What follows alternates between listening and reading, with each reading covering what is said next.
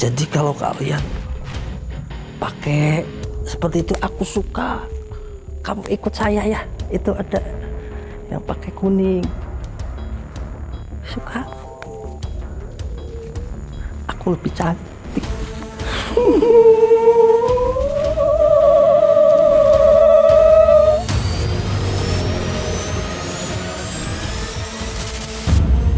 Mendengar lengkingan tawa, melihat penampakan noni Belanda, dijumpai hantu tanpa kepala, hingga suara tentara berbaris di area gedung tua, menjadi hal mistis yang sering dialami warga sekitar. Bekas bangunan apa ini sebenarnya? Iya, keluar. Kamu tadi menghantam saya. Bahasa, iya paham. Iya. Sosok apa yang terus menyerang Ki Alam hingga membuat praktisi pelukis astral ini mendapat luka? Sebegini angkernyakah gedung warisan Belanda?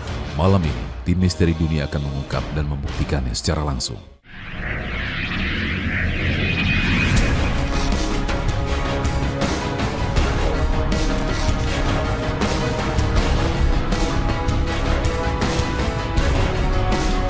Berada di Jalan Pemuda di pusat kota Pekalongan, gedung bercat putih dengan pilar besar tegak berdiri. Atap langit tinggi, tembok tebal bersekat jendela dan pintu berukuran besar. Terlihat kokoh mencolok bak istana negara mini. Adalah eks gedung pusat komando pasukan Hindia Belanda, Sekari Sedanan Pekalongan, yang saat ini difungsikan sebagian sebagai kantor Badan Koordinasi Wilayah atau biasa disebut dengan Bakorwil. Gedung warisan Belanda berusia 172 tahun ini punya catatan sejarah besar bagi wilayah Pekalongan dan masih berselimut misteri, terlebih warga di sekitar lokasi ini.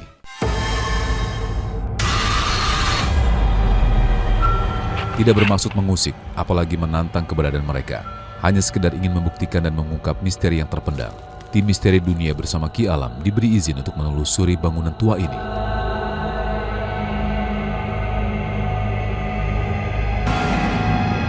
Kami mulai dari area belakang gedung Bakorwil yang sejak tahun 2015 sudah tidak ada lagi yang berani masuk ke dalam ruangan berlorong gelap tersebut. Eksplorasi malam ini pun dimulai.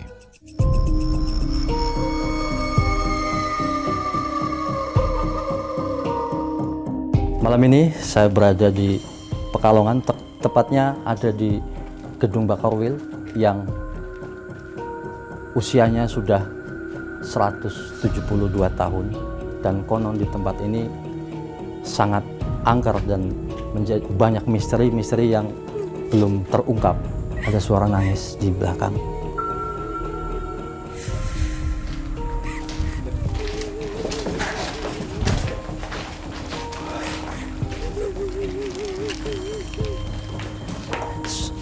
Tadi saya sempat dengar suara nangis dari balik pintu ini.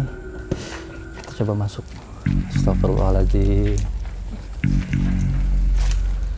Astagfirullahaladzim.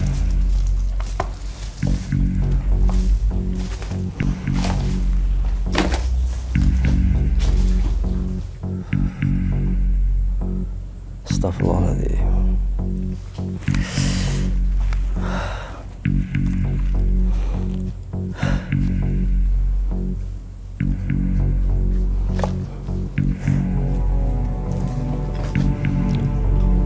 Ini selain tadi dia menangis, ini barusan di depan saya ngajak komunikasi, tapi mohon maaf tidak ada kepalanya. Dan itu yang bikin masyarakat di sini suka mencium adanya aroma hanyir itu dari dia sendiri. Jadi sepertinya tempat ini dulu kayak semacam untuk habis disiksa terus diseret di sini gitu, dikumpulkan di sini. Ya, ya ada kepala itu. Astagfirullahaladzim.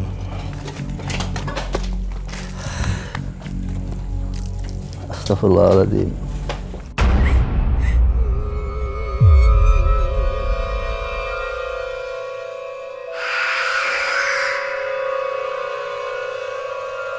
Di tengah penjelasan sosok yang mencoba berkomunikasi dengannya, tiba-tiba saja Ki Alam mendapat serangan gaib bertubi-tubi.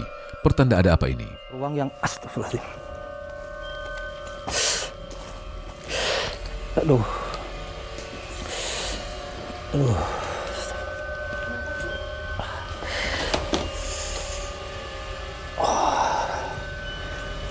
Kayak ada yang mentung gitu, pakai pentungan gitu. Itu sosok yang berbeda dari yang tadi. Iya, kayak mungkin dia seperti orang asing tapi.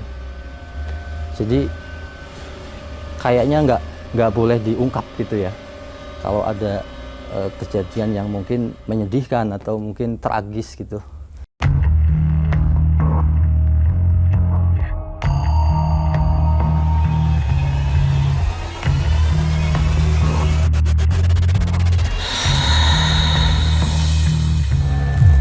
Iya paham.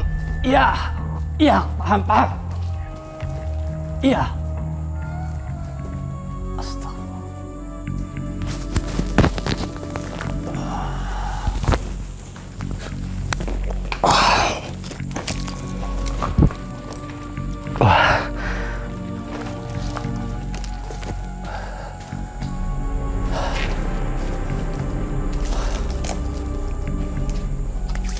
Ya, lagi-lagi, iya. Astagfirullahaladzim.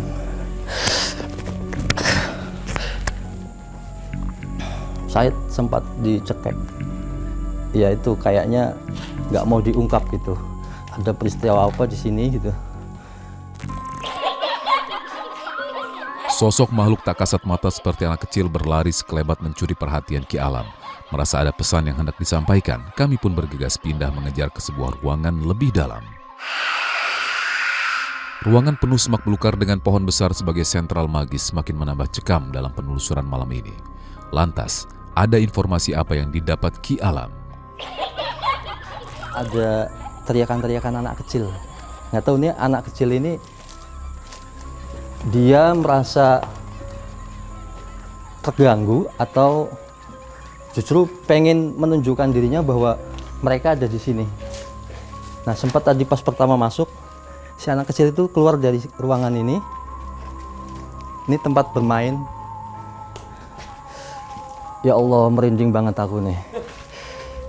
Dia anak kecilnya, ya anak Belanda itu, cowok, anak Belanda. Cuma sendiri, Ki? Banyak temennya, cuman dia yang paling muncul. Yang paling kerap memunculkan diri di sini tuh dia tuh. Namanya siapa? Hah? Ya? Efran. Oh. Uwis. Oh, Uwis.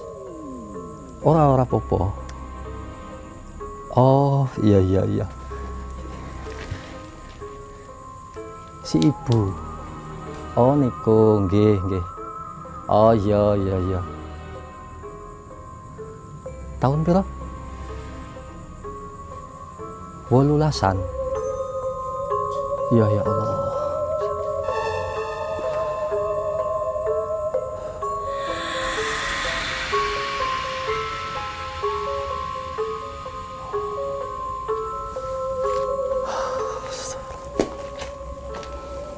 Ya, ini anak kecil tadi tiba-tiba muncul depan saya.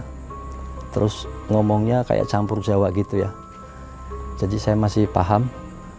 Kayak menyampaikan ada ibu yang galak di sini gitu. Ada sosok ibu yang galak.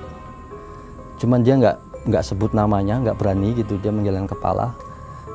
Pas saya tanya coba namanya dia, juga lirih banget suaranya. Jadi saya kedengar kayak Efran gitulah, Efran. Nah, setelah sudah selesai dia bias gitu, terbang ke atas sana. Sebagian bangunan tengah belakang jika dilihat siang hari pun sangat menyeramkan. Langit-langit kayu lapuk tak terurus, puing dinding dan runtuhan genteng berserakan. Di tengah bangunan terdapat pohon besar menjulang tinggi, dengan akar yang menjalar liar hampir ke seluruh ruangan. Besarnya energi negatif saat mereka yang goib semakin menunjukkan eksistensinya, terpantau dari mata batin Ki Alam di penelusuran yang semakin larut malam. Saya bilang tadi di sini tuh boleh dibilang pusatnya makhluk gaib yang negatif, itu dari sini. Jadi di sini ada yang melingkari ular hitam itu. Ular hitam itu matanya itu merah gitu tuh. Dia yang ngasih tahu kalau misalkan termasuk kita mau datang ke sini itu kayaknya dia yang langsung siaga duluan gitu.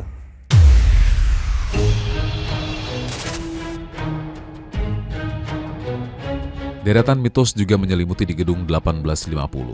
Tak terkecuali adanya sosok makhluk astral menyerupai noni Belanda. Konon, jika ada perempuan yang datang ke gedung ini dengan warna baju cerah ditambah riasan wajah mencolok, sosok wanita Belanda ini akan langsung menampakkan diri. Benarkah demikian? Wah, cantik ya Mbak. Cantik, tinggi, di ruangan pengawas, biasanya di TV sama di sofa. Kadang bau wangi. Kuatnya energi si noni tiba-tiba merangsek masuk ke tubuh Ki Alam saat diajak berkomunikasi. Apa yang ingin disampaikannya? Noni Belanda yang ada di sini.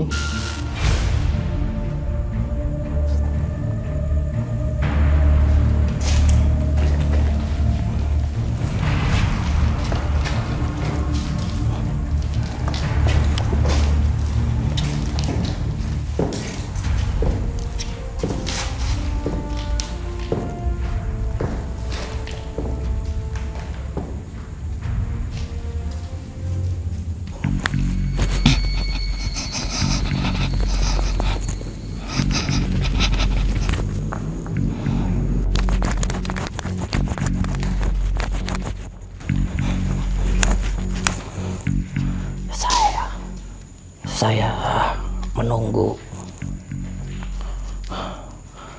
orang yang beli baju saya, tapi tidak datang-datang. Saya ingin bersolek. Aku suka warna biru. Aku suka warna merah.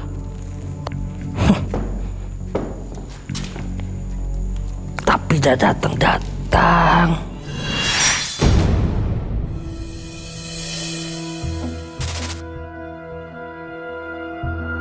Dengan raut wajah sinis, tiba-tiba ia membujuk ke arah depan, ke salah satu perempuan di tim kami yang kebetulan memakai hijab berwarna cerah. Jadi kalau kalian pakai seperti itu aku suka. Kamu ikut saya ya. Itu ada yang pakai kuning. Suka. Aku lebih cantik.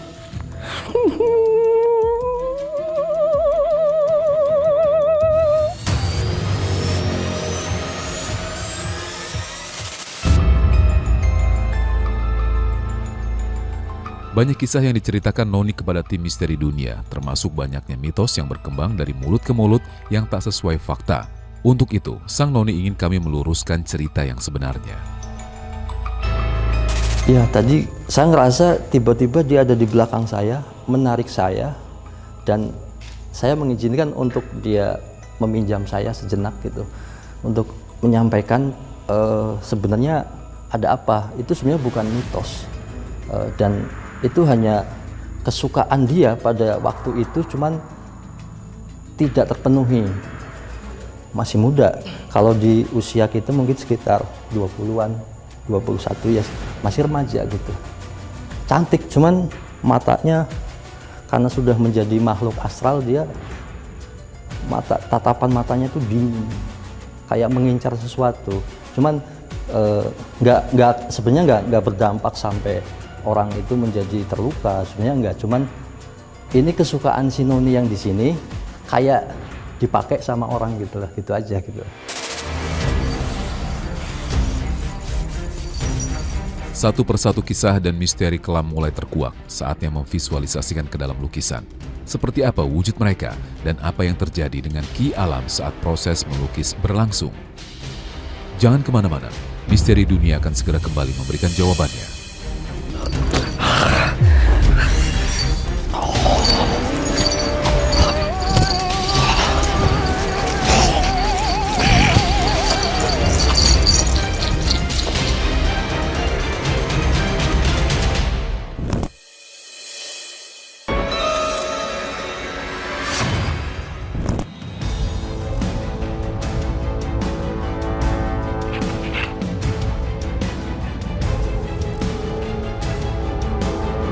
Menjelajahi bangunan tua garapan gaya arsitektur khas benua biru terlihat gagah tetap nampak kejayaan di masanya. Pemerintah kolonial Belanda membangun kantor residen Pekalongan ini setelah industri gula mengalami kemajuan pesat. Kini, gedung yang berdiri di atas lahan seluas 1,2 hektar masuk ke dalam salah satu aset penting bangunan cagar budaya pemerintah Pekalongan. Usai berkeliling melihat tiap sudut gedung Bakorwil, kini saatnya pembuktian dan ungkap sosok yang akan dilakukan Ki Alam melalui lukisan. Lantas, seperti apa visual dari makhluk astral yang kerap mengganggu ini?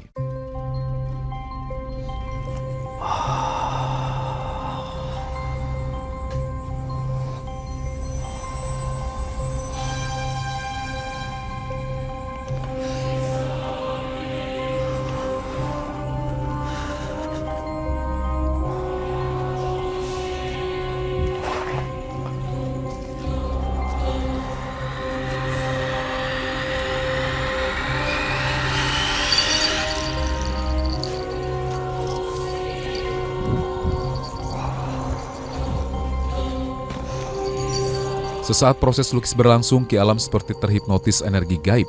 Tiba-tiba menari sambil memainkan selendang kuning, lalu berlari mengejar benda yang menembus dinding.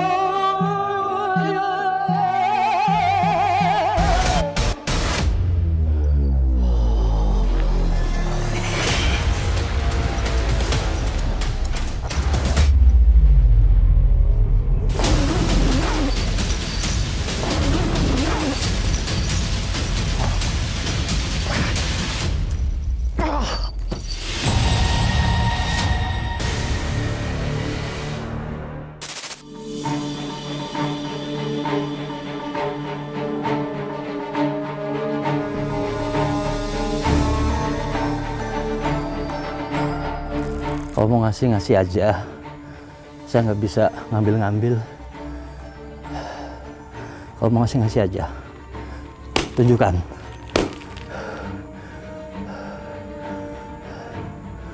Enggak, saya nggak mau ngambil apa yang bukan milik saya. Saya nggak butuh benda-benda kayak gitu. Iya, banyak yang mencari benda-benda kayak gitu, tapi saya nggak.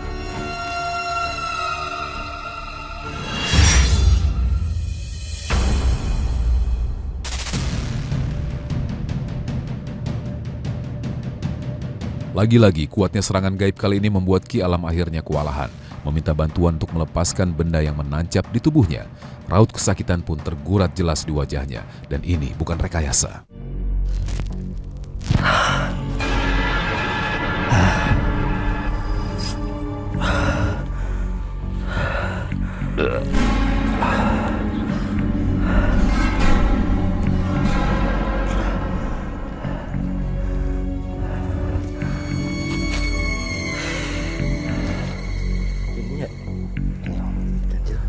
Di ulu hati. Iya.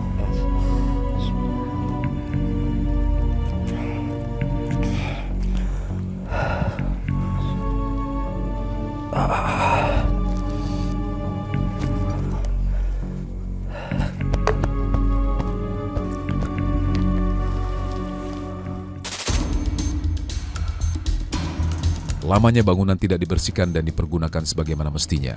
Lingkungan kotor dan lembab menjadi magnet kaum astral untuk mengambil alih. Julukan istana gaib disematkan mereka yang kerap melihat dan sering diganggu sosok menyeramkan. Begini ceritanya. Ya, awal-awal dulu masuk kerja di sini banyak kejadian yang menyerupai seperti orang yang kerja di sini. Terus banyak yang mewujudkan diri, ya banyaklah seperti apa ya, kuntilanak, pocong, terus ada lagi yang sosok besar seperti Gundurwo, ada lagi yang apa ya, kayak nenek-nenek pakai kebaya.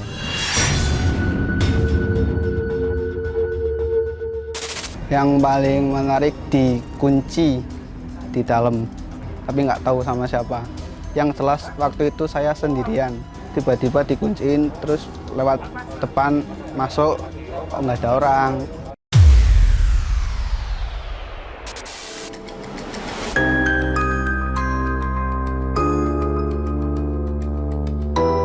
Kisah misteri hanya sebagian kecil dari cerita panjang gedung ini. Bangunan megah yang dibangun pada tahun 1850 tak lain merupakan kantor residen Belanda pertama di Pekalongan.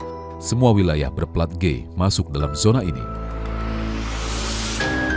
Ada pada masa residen John van der Ebb, di mana memiliki fungsi hampir serupa dengan residen, yakni membantu gubernur mengawasi sejumlah kabupaten, hanya saja dengan kekuasaan yang jauh lebih terbatas. Namun sayang, lantaran pengerjaan konstruksi bangunan membutuhkan waktu 3 tahun, kala itu justru residen selanjutnya lah, Georgia Jepa Peter van de Poel, menjadi orang pertama yang menempati gedung ini. Catatan lain, bangunannya ini juga pernah digunakan sebagai markas Belanda saat agresi militer Belanda pertama pada Juli 1947. Jadi di dalam pemerintahan Hindia Belanda, di Indonesia kan ada pemerintahan keraton, ada bupati, tapi ada semacam awalnya kayak kedutaan, jadi wakil pemerintahan Hindia Belanda di Jawa. Itu di tiap wilayah ada yang namanya residen. Nah, kemudian ini pusat administratif Hindia Belanda ya di sini, ada residen, ada kemudian pegawai-pegawai. Jadi ini semacam wakil kekuasaan pemerintahan Hindia Belanda di Indonesia.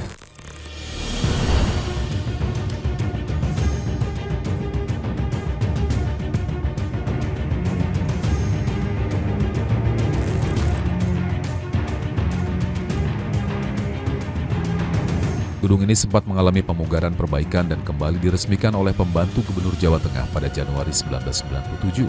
Meski sudah mengalami perubahan di beberapa titik bangunan, tapi hal ini tak menghilangkan sejarah yang sudah tertanam di dalamnya.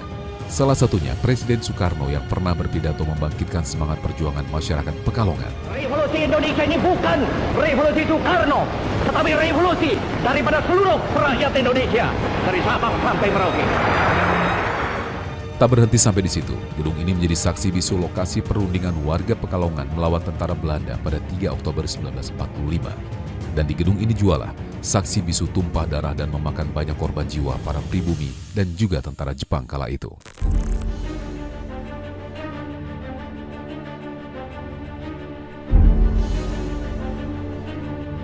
Di samping menjadi residen, memang setelah zaman Jepang di sana menjadi kantor tangsi pemerintahan Jepang, yang pada satu hotel yang sekarang jadi masjid. Nah, pada saat kasus 3 Oktober, ke 3 Oktober itu rakyat Pekalongan melakukan tuntutan kepada Jepang untuk menyerahkan senjatanya. Jadi semacam menuntut pampasan perang. Padahal saat itu Jepang terikat dengan perjanjian sekutu. Mereka harus menyerahkan kekuasaan ini ke sekutu. Sehingga kasus ini memicu beberapa penembakan dari tentara Jepang ketika rakyat merangsek, sehingga ada berapa puluh orang yang meninggal. Kemudian diadakan macam proses negosiasi yang ruang negosiasinya di sini. Langkah demi langkah menyusuri setiap ruangan membuat kami yang melihat berdecak kagum dengan bangunan yang masih terlihat kokoh. Namun sayang, bangunan belakang gedung ini terlihat tak terawat dan rapuh. Tanaman tumbuh begitu liar hingga pohon besar menjalar dengan bebas. Aura mistis dan kesan angker kian terasa, terlebih salah satu ruangan dahulunya digunakan sebagai lokasi tahanan bagi pribumi yang dianggap pemberontak. Konsep bangunan sebetulnya tidak banyak perubahan. Biasa di gedung-gedung lama itu ada selasar di sisi ya, maupun di ini ada selasar ini sampai ke ujung. Nanti di sana ada ruangan lagi ya. Jadi ini selasar. Di selasar biasanya menghadap ruang terbuka. Ini juga mungkin di sini ada ruang yang tersekat, tapi ini di sini ada ruang terbuka. Jadi Jadi ini biasanya belakang ya, belakang ini untuk hal-hal biasanya yang di luar formal ya. Hanya ya ketika ada penahanan atau itu mesti di ruang-ruang belakang ya, sehingga kemungkinan kalau di sini pernah menjadi tempat penanganan kasus hukum pada masyarakat Kota Pekalongan ya selalu tidak mungkin di depan, mesti di belakang, dan artinya ada kemungkinan di ruang-ruang ini yang digunakan sebagai tempat penahanan. Kemudian sampai munculnya penahanan sangat mungkin di samping tahanan yang kalau sekarang kita menyebut tahanan politik, juga mungkin ada tahanan yang bersifat tahanan kriminal kan. Penelusuran malam ini belum berakhir. Sesaat lagi Ki Alam akan menunjukkan sosok astral yang berhasil ia lukis, sosok Noni hingga makhluk yang baru saja menyerangnya. Seperti apa wujudnya?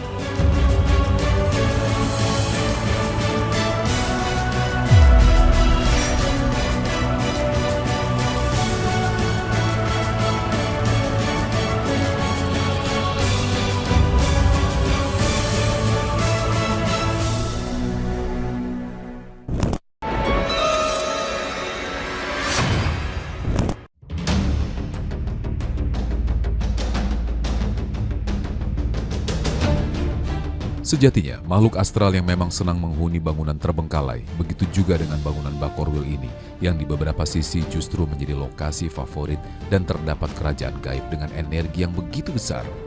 Apapun yang berkaitan dengan hal mistis, akan mengundang beberapa manusia yang tertarik dan hilang akal untuk meminta kepada mereka yang gaib.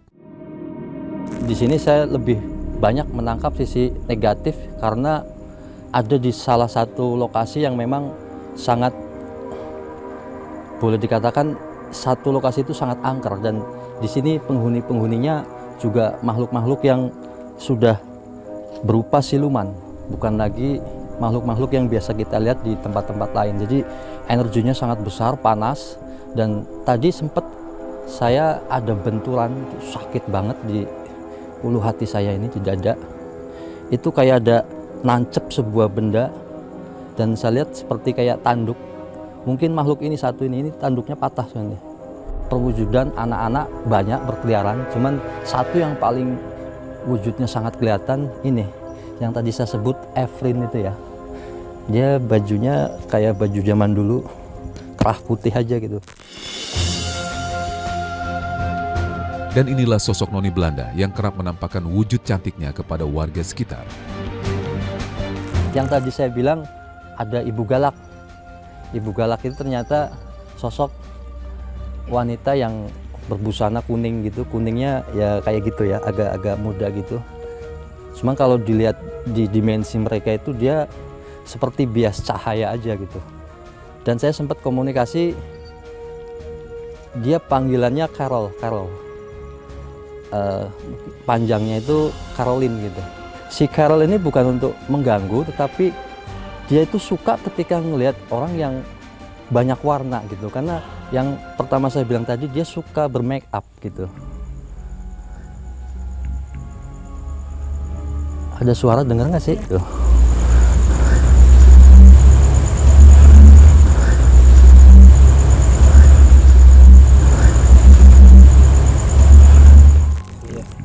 Ya. Dari sini aja, di kitanya enggak. Ya. Iya, saya dengar banget sana.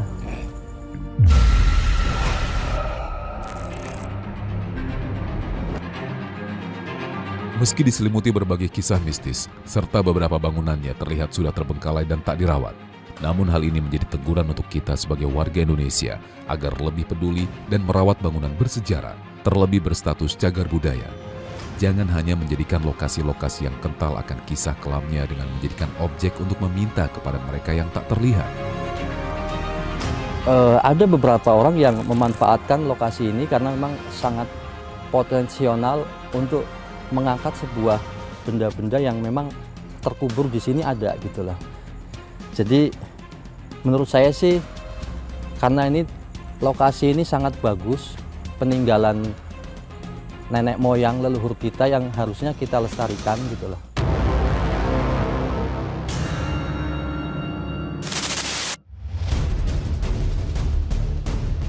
Seribu misteri terserak di kolong langit, sebagian sudah terjawab, namun banyak yang belum terpecahkan.